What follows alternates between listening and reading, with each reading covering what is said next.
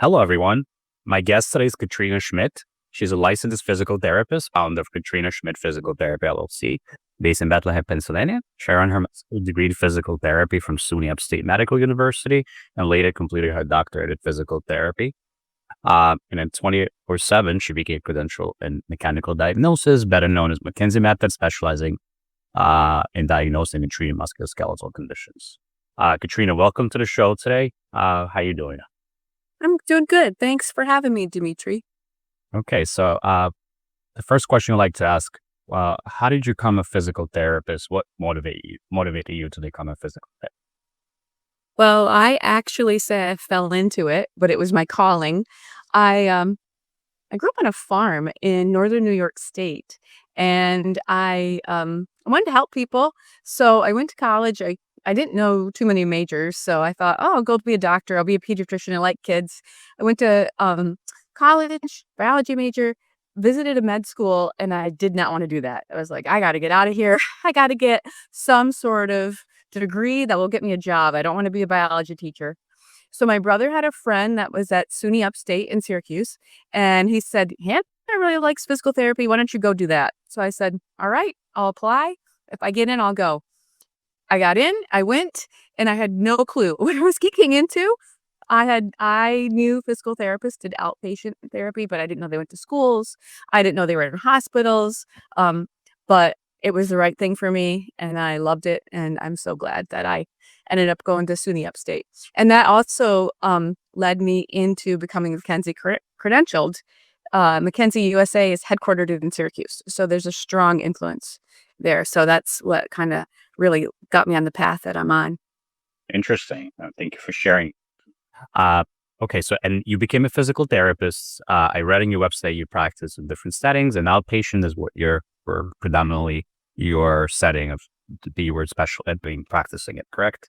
Yeah, that's right. And then, so what led you to open your practice?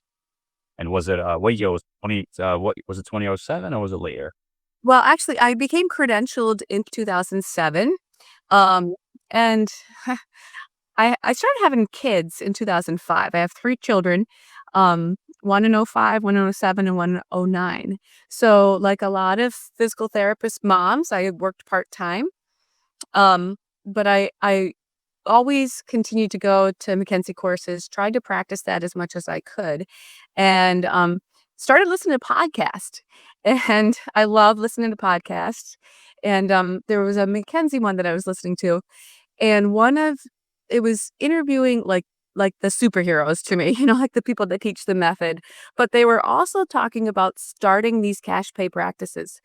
And I was at home cleaning, listening to this podcast, and this woman said, I started going into homes, and she said, I thought, what do I got to lose? I can start this little practice, cash pay, go into homes, and if it doesn't work out, fine. I just get a regular job like everybody else. So at that time in my career, I was working for a corporate hospital system physical therapy. Um, I was working for a small group of surgeons. The one was a spine surgeon, and he loved the McKenzie method.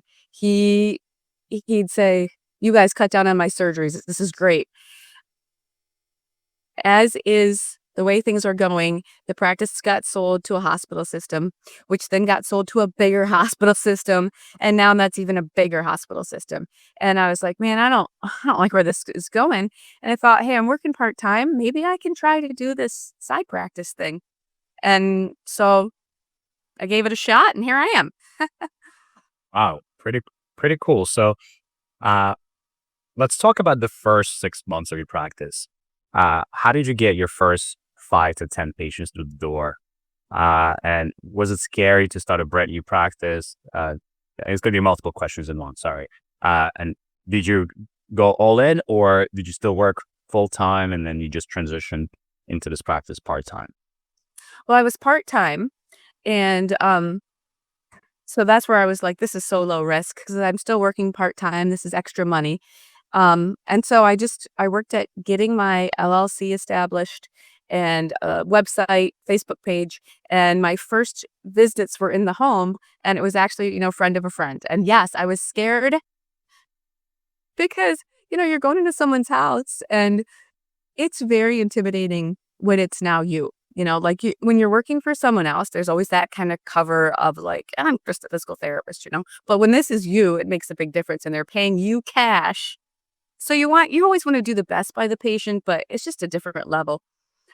Turns out that patient was cash pay patient. I only did one visit with them because he had a herniated disc. And so he just needed a lot of teaching as far as like, this isn't going to get better quickly. He was really active. He was doing the best he could. So I just kind of guided him along the way of things to look for and, said, if you need me, call me. But yeah, it wasn't like you're like, oh, I'm going to have this great first visit. So it was good, but it wasn't the grand slam that you hope for. But it was something. Was that discouraging? Um, it wasn't discouraging because I knew in my heart that I had done the right thing. I could have told him, yeah, I'm going to keep coming back to your house and giving you these silly exercises for another 6 months. He was not looking for that. He didn't have insurance and he was trying to avoid that. He wanted to do what he could, but he didn't want to waste money either. So I knew I did the right thing by the patient. So okay, very good. I mean, listen, a lot of times, therapists when they start a practice, they see it one way, and sometimes things take longer to take off. And I mean, I think people shouldn't get discouraged, right, when they're starting out, and generally, it takes time to get patients through the door. So, the other question to this, so it was a mobile visit. Do you still do mobile visits, or you have a brick and mortar, or you do both? So, I always kept my part-time job and I was doing mobile visits and I'm like, you know what? I'm super content. I love what I'm doing. I ended up working for a small private practice, got out of the hospital corporate, was working part-time for a small private practice, seeing patients on the side on the days I wasn't working part-time in their home. I'm like, I'm super content. I'm so happy with this. And then a friend, also a patient, was like, hey, I know this chiropractor and he's looking to sublet an office space. Do you want to move into an office? I'm like, all right. So I guess I'm not going to be content for long. I'm going to change this up. So I have a little tiny office that I rent now. I will do some mobile visits as needed. It's got to be close location, but I can do that with I only take Blue Cross Blue Shield insurance and Medicare. So I'm open to exploring the Medicare Part B home visits. Haven't pushed it too much, but yeah. Okay. So, very interesting. So you started cash based, correct? Mhm. Completely. And then you added 2 insurances, Medicare and Blue Cross. Okay. Okay, very good. And the reason you added those 2 insurances is because to increase patient volume, or was it something else? Both. So it's interesting you're talking about not getting discouraged. I have been like, my practice has been growing. I started in 2019, fall of 2019, right before COVID. And it's been growing, but very slow. And I'm okay with that. But I'm not the person that's like, yeah, I whispered in the wind and said, I'm opening a practice and all of a sudden I'm inundated and I'm hiring 10 therapists. I'm not doing that at all. It's me. I'm the scheduler. I'm the biller. I'm doing everything. And I'm happy with that. And it's growing very slowly. So moving into the office space, the chiropractor that I went from was like, you got to start taking Medicare. That's where it's at. I was trying to avoid it just because, cash is so simple. But we know like the patients that need therapy are in that 65 and older range, and you can't even take cash from them. Like when I learned that, I was like, I can't even treat them. Like I can't even take cash if they wanted me to pay. So then I started that process of getting credentialed with Medicare. It took a while. Because it's a headache, but it really, now it's not. Hollow Note also makes it very easy because I can send my Planet Cares off, and that's a big deal that I'm compliant with the paperwork, but it's really not that bad to see Medicare patients. I thought it was going to be a lot worse. The insurances are harder. And it's interesting you mentioned this, right? Because you're not the only one that, afraid to accept insurances. And honestly, yeah, Medicare is the first insurance people should get credentialed with. Regardless where they're located or the type of practice they have, because statistically, I think at least on average, it's 20 to 30% of patients are Medicare in the practice. And it shouldn't be scary. it shouldn't be scary as long as you follow all the kind of rules and regulations and you stay on top of, their regulations that have come out every year. Um, and having the right EMR in place is definitely something people, should always consider. In terms of credentialing, were you credentialing yourself, or you credentialed with a company? Like who completed your credentialing process? I did it myself. Yeah. Yeah. Okay. So I started with the Blue Cross insurance because that's a higher payer in the area. Um, and so I just Googled like how do you become a participating provider, filled out the paperwork, and like I got in network with them. And then I did the same thing with Medicare. Just kind of went through, got my Yeah. PCOs and all that kind of stuff. Yeah. And just to confirm now, so you got credentialed, right? You started seeing Medicare and with your patients. So you're take calls from patients, correct? You check eligibility, right? And you schedule your patients, right? You complete treatment, documentation, you submit billing, and then you do payment posting. So from A to Z, correct? Correct. Yep. Okay. How painful is this process for you? Well, Well, because I'm a very small practice and I'm not seeing 1,000 patients a week, it becomes quite routine because I don't have it's not that different. I mean, the one, you kinda learn the plans and you're like, "Oh, I've seen this before." Like, I know you're gonna have a $40 copay and you're gonna get 30 visits a year or whatever, or you're gonna have a $10 copay, whatever it is. And so, it's getting a lot less tricky. I mean, there was some pain in the beginning, but education is expensive, right? So you mess it up and you're like, "Oh, no, I didn't get paid," and it hurts to see that denial. You're like, "Ugh." But you figure it out, and that's how you learn. You learn by making mistakes, and then you try and correct it. And so then it is a triumph when you get that denial taken care of, and you're like, "Oh, it took me 3 months, but dude, I got paid. I'm not giving up," you know? So yep. Yep. And yeah, I tell our clients that it's better to make these mistakes when you're starting out and you're learning versus when you kind of have a patient volume. So those mistakes become costly, right? And learning how to bill and check eligibility, I think it's a great thing as you grow in, because once you have other people doing this for you, you could check their work if it's an in-house biller or a patient coordinator or it's a company, right? You know the process, you know if they're doing the right thing, and you could train them well. All right, very good, Katrina. And then now, do you practice 5 days a week, or you treat patients part time? What does your work week looks like?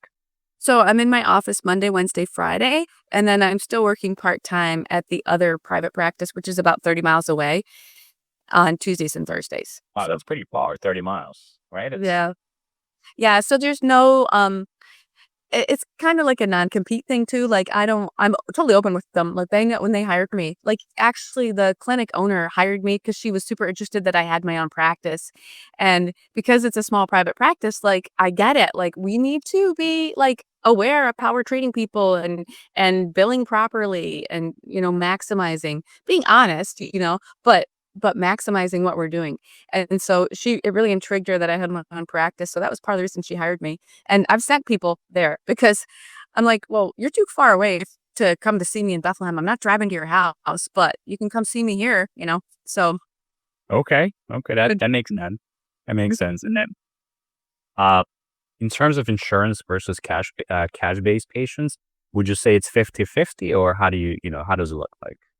It ebbs and flows, but it's probably like a 40-60, 40 cash, 60 insurance. Yeah. Okay. I even get like, um, it's really hard to get referrals from doctors. I don't know how it is for you, but they're all in the hospital system. So if somebody doesn't feel good, they go see the orthopedic. They're like, "You need physical therapy," and before they're out to their car, they've got them scheduled. So it's really hard to get referrals from doctors. But surprisingly, people will call their insurance company and they'll say, "Well, here's a physical therapist." So I've had quite a few people that come just from the insurance company, which surprised me. I didn't know that would happen.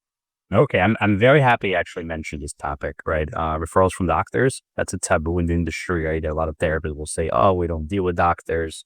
They're enemy of physical therapy," or some say, we only get referrals from doctors. And I see it all, honestly. I'm a big supporter of working with doctors because I say you got to do it all type of marketing, including outreach to doctors. So for your practice, do you do outreach to doctors? Do you get any referrals whatsoever from doctors, or what is your marketing strategy, if any?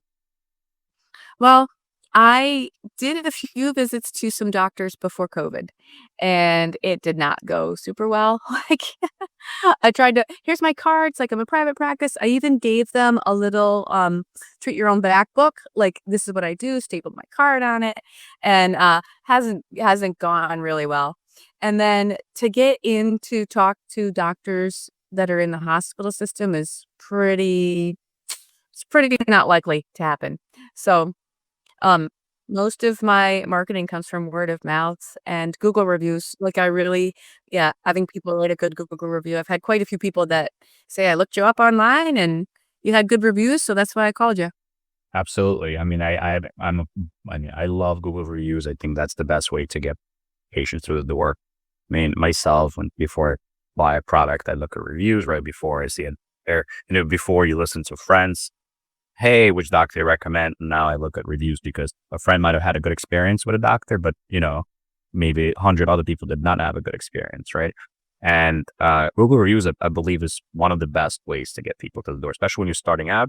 And Katrina, do you like ask them for reviews sometimes, or is there like a sign, like a QR code or some sort, or is it you just kind of let them? I just asked, and most of the time they say, "Yeah, sure." And then, I forget. I just go on my phone underneath my Google thing, and it says send a review, or I can quick send it off because I am like I'm texting my patients often. Like they'll change an appointment, whatever. So we text quite a bit. Like it's just easy for me to shoot them a Google text. Okay. Tell them.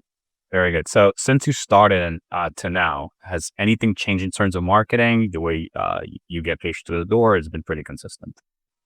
I would say it's pretty consistent, yeah. In the very beginning, prior to the COVID shutdowns, I did a few, like, library talks, did a talk at the Y. I haven't done any since, so that's on my, like, to-do list is to do some community speaking type things. Um, this summer, I'm planning one for the library to do some more reaching out that way, but I think that's the way to That's a great zip my strategy. end up. Well, I just spoke to someone and it did a lot of community outreach, different events. It's a pelvic floor clinic in Florida. But I think if you're, offered specific specialty, right? If you're not a general PT, which you're not, right? You're specialized in the McKenzie technique. I think it's a great way to get clients through the door. Speaking of your specialty, so, uh, are there any competitors in your area offering McKenzie technique as well that you know of? So it's growing. It used to be like nobody. But there is one of the hospital systems that's growing and starting to do courses, and there's more McKenzie therapists. The thing that's different about me is that because it's just me in my one little office, I give patient like direct one-to-one for an hour. So that's like everybody comes in like, oh my goodness, this is so different because even the McKenzie trained clinicians around here are still in the hospital system, and it's just chaos. Like, it's just like they're maybe 45 minutes, but they just don't really have that much time. And the patients, they feel it. They're like, I pay my copay to talk to the therapist for 2 minutes, and then they're like, okay, go get on the bike, go to this exercise, and they don't feel like they're getting quality. So I think that's like aside from being McKenzie credentialed, it's also that I'm really aiming to give personalized high quality care and a lot of education. Like I do a lot of teaching to people and I think it really makes a difference. Okay, makes sense. Definitely makes sense. And I'm curious to know, do patients actually research McKenzie technique, and that's how they find you sometimes, or that's rare that you see that? I've had a few. I've had a few. Maybe 25% of my total patients that I've been seeing have been looking for a McKenzie practitioner. Either they had been searching online and found out about the McKenzie method or someone else told them. So, yeah. Uh-huh. Okay. Okay, that's interesting to know. Um, and Katrina, so for McKenzie technique, can we talk a little bit about how would you like what are the main factors differentiating McKenzie technique from a typical physical therapy treatment? And how do you stand out by offering this treatment? Yeah. So I think the main thing with the McKenzie technique is that it's not exercises, but it's a way of assessing patients. And so you're following this like kind of algorithm where you use repeated motions to see the effect on the pain, whether it's better, whether it's worse or no different. And so it really has helped me a lot to like narrow down like what exactly I'm doing and then also to teach the patient too. That's a main driver with the McKenzie method is that you're teaching people how to manage their own pain. So like you will use manual techniques, but you're not going to go in and do those things as the sole way to take care of their problem. So you're teaching them the exercise, you're always hammering things home, and you're constantly assessing, and they pick up on that. Like they'll learn things that they should be checking on them on their own bodies too while they're doing their exercises. So Okay. Okay. Thank you for explaining that. And how do you balance patient care and business growth and business operations? hmm. um I it varies. It ebbs and flows, you know. I don't know that I'm always the best at balancing it. Like, you know, you wouldn't have wanted to talk to me at Christmas time. This past Christmas, it was just like everything was busy, right? It was hard to take care of things at the office. You know, I'm writing notes at like, 10, 11 o'clock at night, like, oh, I'll do the billing tomorrow, you know. But then because now it's not so bad, things aren't so busy right now. So it's total up and down. Yeah.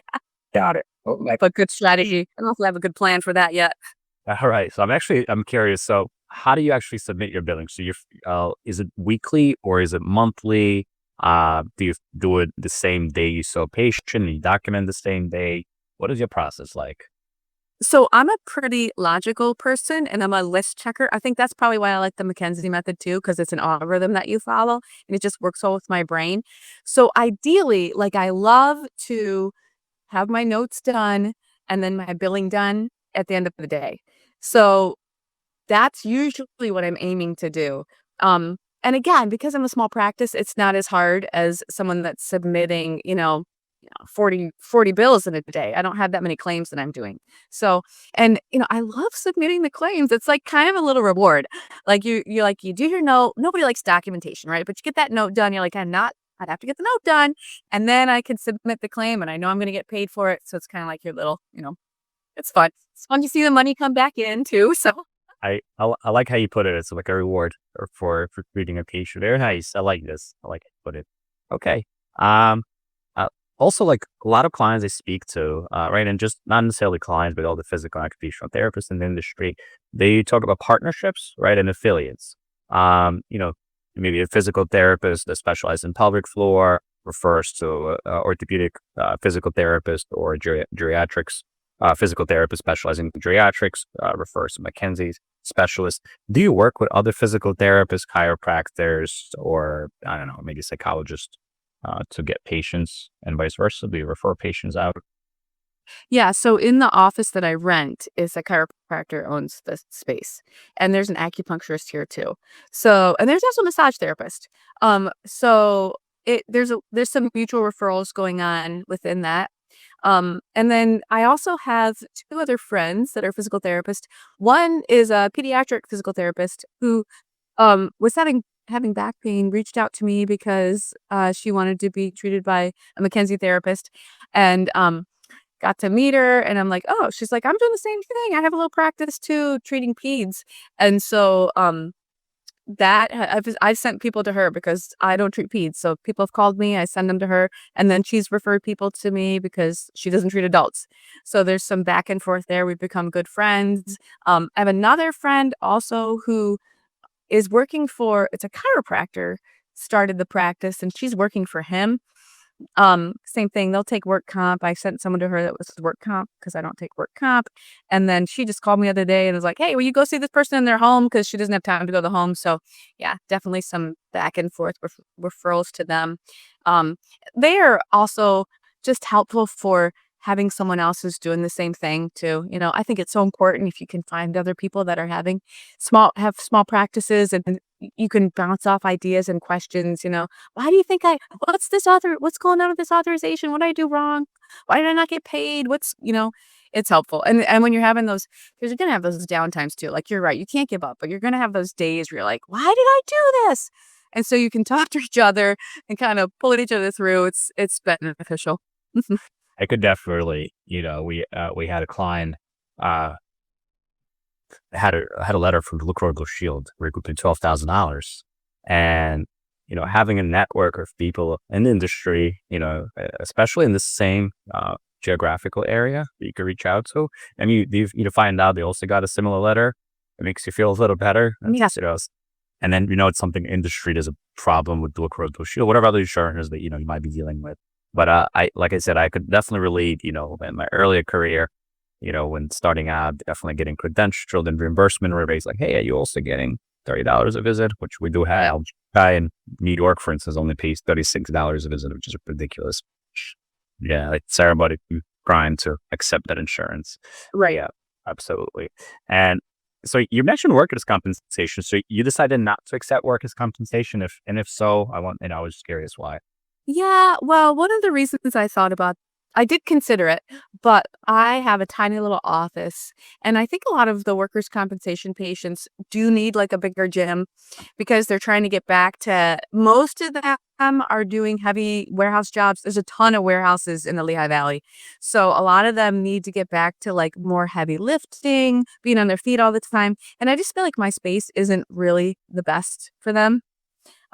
It's not something that I would rule out in the future because workers' comp is there's a lot of warehouses lot around here. There's a lot of people that have, it's a big population to pull from.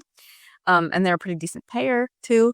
Just right now, I don't know that I'm suited the best for their needs. No, it makes sense. Makes sense. I just I like asking those type of questions because other therapists might be in the same boat, right? Sometimes therapists are just afraid to accept too many insurances because then it becomes a headache, especially if you're, one woman show or one man show, right? Where you have to check eligibility and get authorizations. The more insurances you have, the more issues come up, right? The more portals you got to use. And then you want to have all the ducks in a row, so to speak, before you start accepting all these insurance, making sure you're able to handle the process correctly. All right. Katrina, thank you for sharing all this. So if you were to get advice to therapists just starting out and looking, to kind of open their own clinic, what advice do you have for them? Well, like we were talking about, try to find people who can support you. It doesn't have to be necessarily other therapists, just other business people that can kind of be your cheerleader because it's your business, right? So you don't have to have a physical therapist or an occupational therapist, but there are other people that are in business that can be cheerleaders for you and help you when you're scaling. One of my best friends is an accountant. She's a CPA. She started her own business, and she was weighing out how big do I make this thing go? Because you can grow it and you can hire more people. Um, that's going to remove you more from the direct contact with the customer, which might be fine, but you might really miss that. Like there's just things to weigh out. So definitely remember that you're a business person and talk to other business people. Um, it's okay. Like I also talk about like my one friend that's the pediatric therapist. Um, I sent her the video. Do you remember the Karate Kid movie when, Danny got beat up by he came home on his bike and he was all ticked off and he was, like, chucking it in the garbage, and he's like, I don't understand this. I don't like their rule. I don't know their rules. I don't know how to play this game." And it's like, you will have those times. You're like, "I don't wanna do that." It's like, "I don't understand the rules. I just wanna go back to what I was doing." It's okay to feel like that. Just don't stay there. Like, you'll move past it. Like, you can have those give yourself that 1 minute of, like, not being happy, but then take a deep breath. It's gonna be worth it to keep pushing through, and we're gonna give better care to our patients. I firmly believe, after having worked in these big hospital systems, like, the more our small practices that start, the better it is, not only for the practices, but for the patients. Like, it's such a good way to treat people, and the more of us that do it, we're not competition. Like, it's kinda like we're the village that grows and, like, gets the idea out there because people are shocked when I have so many people that come in, they're like, "I didn't even know that there was a private practice anymore, much less that I could see a therapist, like, for an hour by themselves. Like, this is amazing." So, like, the more of us that do it, it becomes more commonplace. So I think what's that called? Disrupting the system or whatever. Yeah, absolutely. Thank you. I couldn't agree more. Having a mentor or networking with other business owners. I personally, love networking with software founders, right? People in the local industry as well as physical therapy industry, because I get so many different ideas from them. And sometimes I'll hang out with them or have dinner, and I come to my office and I like, okay, I got to do this. Let me download this tool. Let me change my calendar tool, whatever tools that we discuss or the things they do in the office, right? And then Katrina, for speaking of tools, are there any tools that help you kind of get through the day and through the week, like online tools or maybe there EMR tools that you can't live without? Well, now that I have Hello Note, I'm really glad that I have that EMR. I started out doing like Word documents because I'm like shoestring budget, like got to keep costs low because reimbursement rates are they are what they are. So you have to pay attention to that, keep your costs low, which is why, and growing up on a farm, it's like we did so many things for ourselves. I was like, well, I can do the billing, I can schedule, it's not that hard. So, but having Hello Note has made it so much easier to fax off plan of cares, do billing, all that kind of stuff. So I'd say that's the biggest online tool that I use. I'm not super techy, so I'm not even looking like I can't give up my paper schedule. Like I use my schedule on my Hello Note, obviously, but I still have to write it down too. All right, there you go. That Well, I graduated PT school in '99. I'm an old lady. You're not old at all, but it's interesting. Yeah, people have their own ways that whatever works. Listen, I Yeah. also use multiple scheduling tools for my personal tests, and if they help to get you through the day, who cares? Um, yeah, thank you so much for being on the show today and taking us through your journey. And I would love to be, stay in touch, maybe talk to you in a couple of years to see where your clinic is. All right. Yeah, sounds good. Sounds good. Thanks for your time, Dimitri. It's nice to meet you. Thank you. And likewise.